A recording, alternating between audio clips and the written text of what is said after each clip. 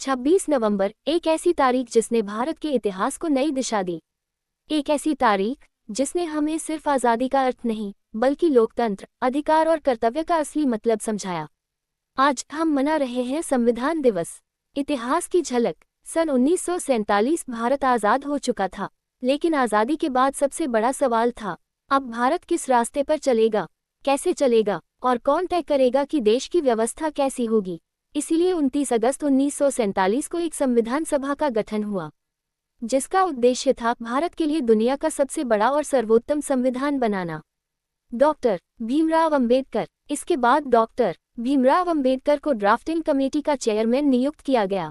उन्होंने अपने ज्ञान, बुद्धिमानी और दूरदर्शिता से ऐसा संविधान लिखा जो आज दुनिया के सबसे शक्तिशाली लोकतंत्रों में से एक की नींव है।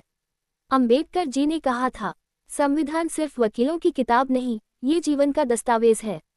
संविधान तैयार होने की कहानी।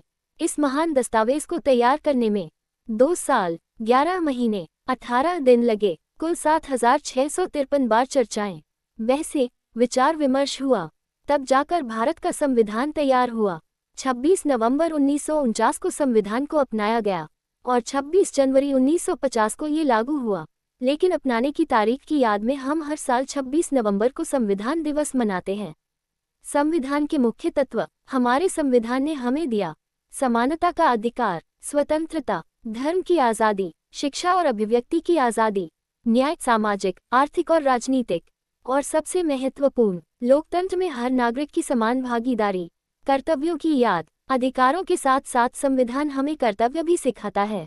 देश की एकता बनाए रखना, दूसरों की भावनाओं का सम्मान, राष्ट्रीय ध्वज और राष्ट्रगान का सम्मान, पर्यावरण की रक्षा, वैज्ञानिक सोच अपनाना। आज इस संविधान दिवस पर हम सबको एक संकल्प लेना चाहिए कि हम अपने अधिकारों को समझेंगे, अपने कर्तव्यों का पालन करेंगे और देश की प्रगति में अपनी भूमिका निभाएंगे, क्योंकि संविधान सिर्फ एक किताब नहीं, ये भारत की आत्मा है।